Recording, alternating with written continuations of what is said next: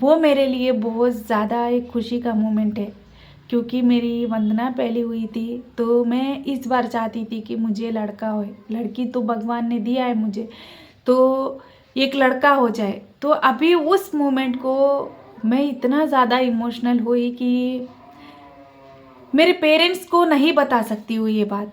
अभी वो लोग आके चले गए थे और मैंने कोर्ट मैरिज कर ली, और मैं कोर्ट मैरिज करी करके भी उनको नहीं बताई थी, क्योंकि अभी वो लोग एक्सेप्ट नहीं करते हैं। तो ये सारी चीज़ें बताने की आपका कोई मतलब नहीं है। मुझे उससे भी ज़्यादा मेरे पेरेंट्स तो उस टाइम देखे वंदना की टाइम, पर मेरे बाबू, मैं उस टाइम प्रेग्नेंट थी, हर एक केयरिंग आप नहीं समझोगे। मैं बोलती थी कि कोई भी काम करने के लिए कि मुझे ये काम करनी, मैं कितनी देर बैठूंगी, मैं क्या करूँ ऐसे बैठे बैठे, ऐसे करके हर एक काम में वो मेरे पीछे पीछे ही रहते थे कि तुम्हें ये ऐसे नहीं करनी, ऐसे नहीं करनी, मैं तुम्हें हेल्प करूँगा।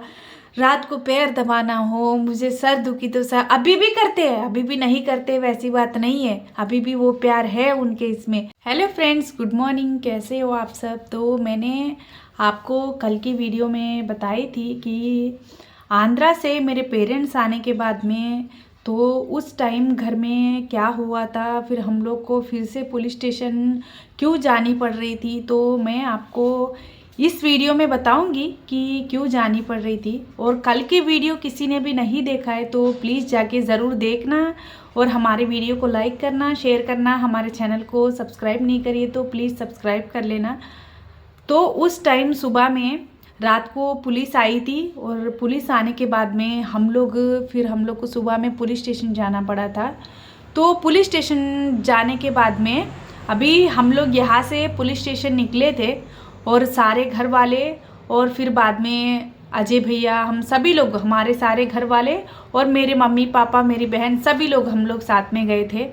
और हम बस में जा रहे थे, हमारे गांव से और गांव के बाहर जाने के लिए बस रहती है, तो बस में जा रहे थे।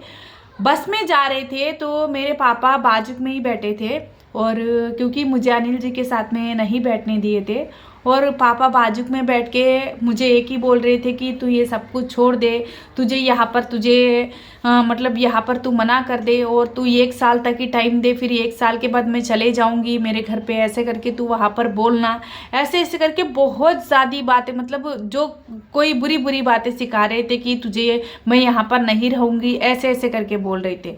तो मेरे माइंड में तो दिमाग में एक ही था कि मुझे जो बोलना है, मुझे जिस तरह से बोलना है मैं वैसे ही बोलूँगी, क्योंकि अभी वो लोग पहला दिन वो हमारे घर पे आए थे पहले दिन, और वो किस तरह से बातें बदला रहे थे, इस लड़के को ले जाएंगे फिर हम वापस भेज देंगे, ये वो ऐसे करके, मुझे वो सारी चीज़ें दिमाग में थी। और मैं, अनिल जी ये की सोचे कि मुझे जिस तरह से मुझे करना है और मैं वैसे ही करूँगी।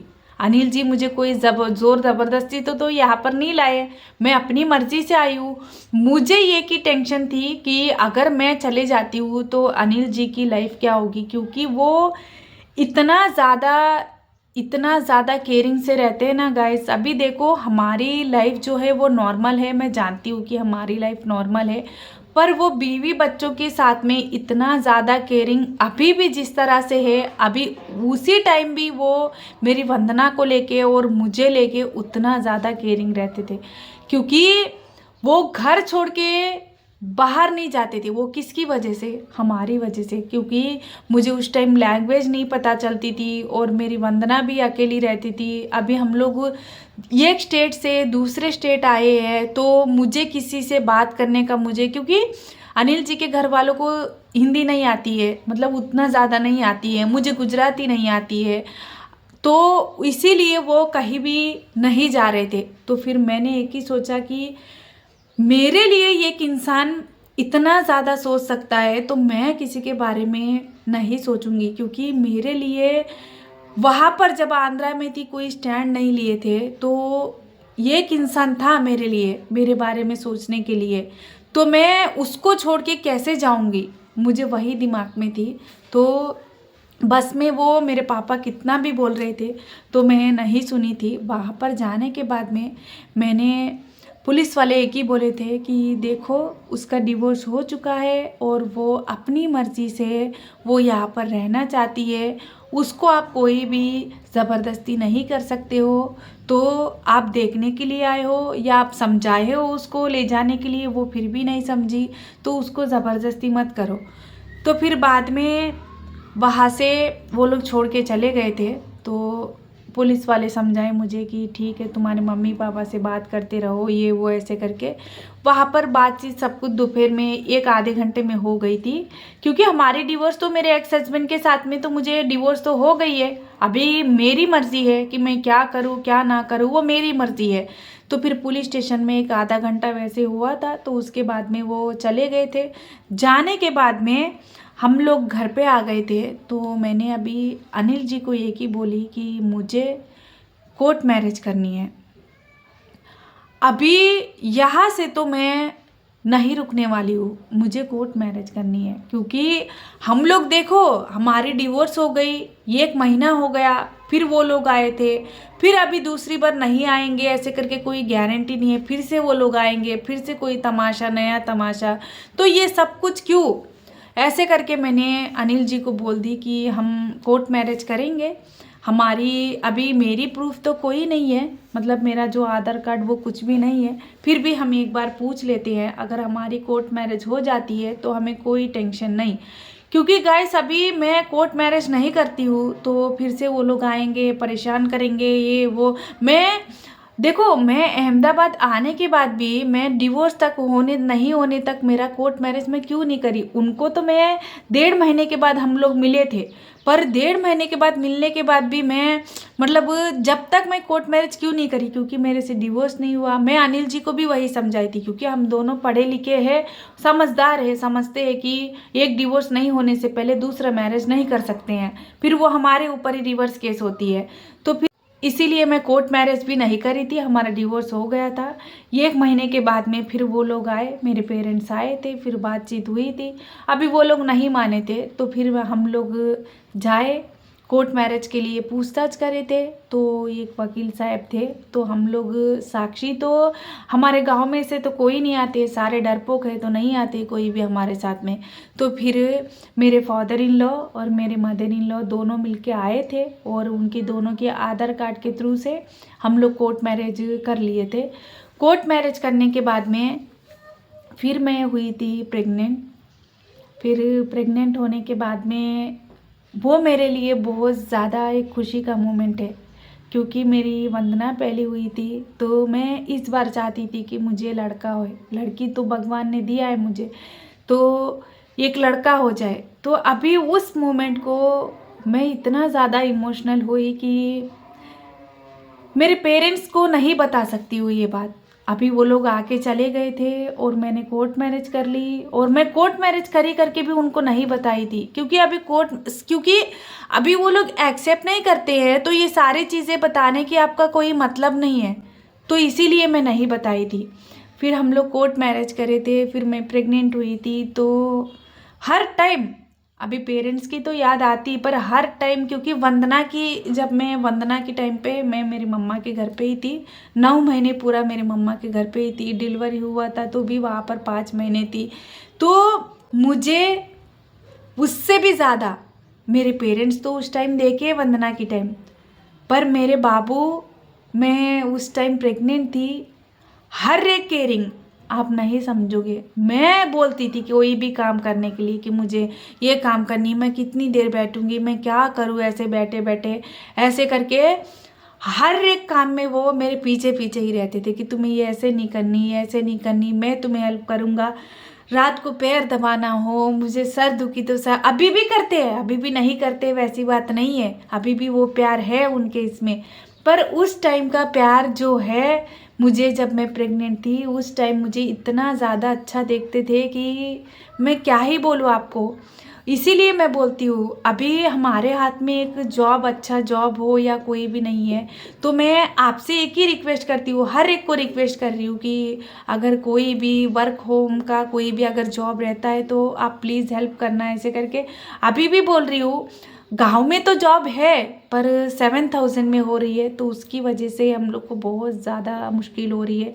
तो मेरा जो वीडियो हर एक देखते हैं तो जॉब के लिए प्लीज़, अगर हाँ मैं बाहर तो भेज सकती हूँ पर अजय भैया को ऐसे हुआ इसीलिए मैं नहीं भेज पा रही हूँ। तो एक बहन का आप ये समझते हो तो ये जो मेरी मुश्किल जो है आप समझते हो तो प्लीज़ जॉब के लिए कोई भी है तो हमें कमेंट बॉक्स में ज़रूर बताना, नहीं तो हमारी insta ID same Anil Naseema करके उस पर जाके बताना। क्योंकि अभी वो यहाँ पर क्यों नहीं जाते हैं, क्योंकि मुझे छोड़ के वो पहले से, जब से मैं यहाँ पर आई हूँ, अभी 5 साल हो चुका है जब से मैं यहाँ पर आई हूँ, वो मुझे कभी नहीं अकेले छोड़े हैं। क्योंकि मेरी नसीमा को, मेरे बाबू को कभी अकेलापन ना फील होए। अगर वो अकेली रहती है तो उसके पेरेंट्स को याद करके रोती है या कुछ भी है, पर फिर भी मुझे उसको अकेला नहीं, हम लोग एक दूसरे से कभी अलग नहीं रहे हैं। अभी मैं 1 साल तक हम लोग बात कर रहे थे, उस टाइम अलग थे। अभी मैं अहमदाबाद आ चुकी हूँ, मुझे एक बच्चा भी हो चुका, मैं कोर्ट मैरिज कर ली, हम लोग कभी अकेले नहीं रहे। सब लोग बोलते हैं कि घर परिवार छोड़ के जॉब करनी पड़ती है, पर घर परिवार छोड़ के वो मेरी वजह से ही नहीं गए हैं। सभी लोग सोचते हैं कि ये जॉब पर नहीं जाता है, कहीं दूर जॉब के लिए क्यों नहीं सोच रहा है, क्योंकि वो किसी के ऊपर मुझे आधार नहीं छोड़े हैं, वो अपने ऊपर लाए हैं तो वो अपने ऊपर ही रखे हैं। किसी के ऊपर, मेरी बीवी को आप लोग देखो ऐसे करो, किसी के ऊपर भी नहीं छोड़े हैं, वो अभी भी उसी तरह से रखते हैं। तो उस टाइम मैंने कोर्ट मैरिज कर ली, मुझे तब मैं प्रेग्नेंट भी हुई, तो फिर उसके बाद में मैं अंश भी हुआ था, मुझे मेरी डिलीवरी अच्छे से हुई थी, मुझे अंश भी हुआ था। उस टाइम भी 7 दिन हम लोग हॉस्पिटल में थे, तो करने वाले तो अभी सी सेक्शन के लिए तो 7 दिन चाहिए, तो हम लोग 7 दिन हम लोग वहाँ पर हॉस्पिटल में ही थे।